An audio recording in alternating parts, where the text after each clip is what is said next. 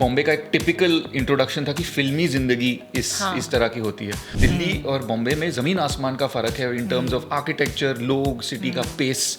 Films were such a part of my growing up. तो वो तो एक कीड़ा तो था ही, बट आई डिडंट नो कि ये एक life long way of living बन जाएगा। आई वॉज वेरी फॉर्चुनेट कि मेरे दोस्त हमेशा से जो बॉम्बे में रहे हैं वो या तो राइटर्स या डायरेक्टर्स या डीओपीज या कॉस्ट्यूम डिज़ाइनर्स, तो इंडस्ट्री के हर एस्पेक्ट से। I was the college senior and Sushant was the newbie in college, and वो बॉन्डिंग जो थी ऑन एंड ऑफ स्क्रीन दोनों रही थी। And I always remember him as one of the most intelligent people who I've worked with. How was your first visit to Bombay? मैं आया था actually एक दोस्त से मिलने, और इत्तेफाक से वो जो दोस्त था वो एक असिस्टेंट डायरेक्टर की तरह काम कर रहा था उस वक्त। एंड आई रिमेंबर उसका जो शूट चल रहा था वो मड आइलैंड में चल रहा था। तो that was my first introduction कि शूट्स इस तरह होती हैं। और पहली बार मैं जो लोग बम्बई में नहीं रहते, एक एरिया है वर्सोवा, और वहाँ से एक जेटी पकड़कर आप मड आइलैंड की ओर जाते हैं। तो पहली बार वहाँ बैठा, मैंने स्टूडियोज़ देखे, एक शूट देखा। तो एक बॉम्बे का एक टिपिकल इंट्रोडक्शन था कि फिल्मी ज़िंदगी इस तरह की होती है। और क्योंकि कॉलेज के दोस्त थे तो फिर एक साथ फिर हम टाउन एरिया में घूमे, कोलाबा में, जो एक टूरिस्टी एक ट्रेल होता है बॉम्बे का। And I remember being very overwhelmed at how different the city is. Delhi और बॉम्बे में ज़मीन आसमान का फ़र्क है in terms of architecture, लोग, सिटी का pace. But I was very charmed, like एक जादू होता है जो पहली बार आपको या तो स्ट्राइक करता है। और जहाँ तक कि टूरिस्ट की बात मैं करूँ या जो लोग बाहर से आते हैं बम्बई की, मैंने एक्सट्रीम्स देखे हैं। पीपल इधर लव इट और हेट इट। कोई बीच का नहीं है कि यार ठीक है दिस थिंग, इधर you love it and you and up staying here और विजिटिंग ओवर एंड ओवर। और मतलब होता नहीं आपसे कि मतलब दादर स्टेशन की भीड़ देखकर, यहाँ की बारिश देखकर आप इतने ओवरवेलम हो गए।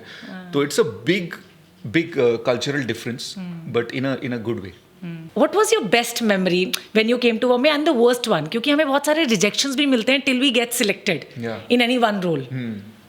माई best memory are the simplicity of those days, कि आपके प्रॉब्लम्स होते थे कि यार रेंट के लिए घर नहीं मिल रहा है, तो हम घर ढूंढ रहे हैं। पर they're always, I was very lucky that they're always friends around. तो यू नो, चाहे रोज ना मिल रहे हो, पर वीकेंड पर आप मिलकर फिर सब लोग अपने प्रॉब्लम्स के बारे में बात करते थे, सब लोग अपने अकॉम्प्लिशमेंट्स के बारे में बात करते थे कि आज मेरा ये क्रैक हो गया या वो हो गया। अच्छा से बताते थे दिस थिंग। हाँ बिल्कुल। आई वाज वेरी फॉर्चुनेट कि मेरे दोस्त हमेशा से जो बॉम्बे में रहे हैं वो या तो राइटर्स या डायरेक्टर्स या डीओपीज या कॉस्ट्यूम डिज़ाइनर्स, तो इंडस्ट्री के हर एस्पेक्ट से। And now all of them have been here for about 10-12 years. तो सबकी प्रोग्रेस देखकर एक बहुत खुशी सी होती है। ऐसा होता है ना, स्टार्टिंग में फ्लैटमेट्स के साथ रहते हैं, शेयर करके रहते हैं। घर आप भी रहे थे वैसे?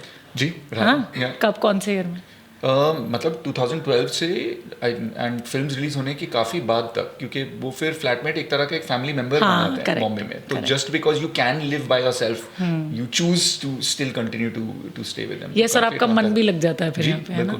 और ऐसा भी होता था कि मान लो अगर कोई एक्टर ही फ्रेंड साथ में रह रहा है, सेम ऑडिशन में you get to bump into each other. कह रहे तू भी यहाँ पे। वेरी कॉन्शियसली मैं कभी एक्टर्स के साथ रहा नहीं हूँ, क्योंकि मैं मतलब फिर वो एक तरह से वही बातें आप कर रहे होते हैं कि कहाँ ऑडिशन था, क्या पिक्चर देखी, क्या एक्टिंग। तो कॉन्शियसली अपने सर्कल को थोड़ा अलग रखने के लिए मेरे जो दोस्त रहे हैं वो अलग अलग फिल्मों में ही, एंटरटेनमेंट में ही, पर डिफरेंट डिपार्टमेंट्स में रहे। और आपने स्मार्टली चूज किया फिर, है ना? Writer, director.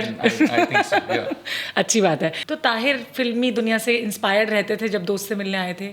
Or what like I think बचपन से films were such a part of my growing up. मेरी जो परवरिश हुई है, मेरे पिताजी वायुसेना में थे, तो हिंदुस्तान के हर कोने में जो है उनका ट्रांसफ़र हुआ था। तो मैं छोटे शहरों में रहा हूँ जहाँ पे सिंगल स्क्रीन का एक बहुत एक कल्चर रहा करता था। और उन दिनों में, क्योंकि ये मैं ज़्यादा ओल्ड तो नहीं साउंड करना चाहता, पर ये प्री सोशल मीडिया के दिन हैं। तो उन दिनों में जब फिल्म रिलीज़ होती थी तो मतलब सब लोग सबको छोड़कर, मतलब आज शाहरुख खान की फिल्म रिलीज़ हुई है, आज आमिर खान की फिल्म रिलीज़ हुई है, and then everyone used to be talking about those films. And I think this goes for all Indians, regardless कि आप मतलब कहाँ पले पड़े हैं, कि films are a big part of our culture.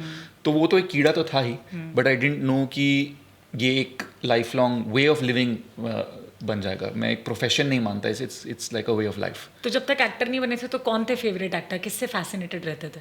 बहुत सारे। I mean I grew up on Shahrukh Khan sir, of course, a lot of Aamir Khan sir, and then later जब अलग अलग तरह की फिल्में देखने लगे तो Irfan Khan, Bachchan sir, of course, is like an icon.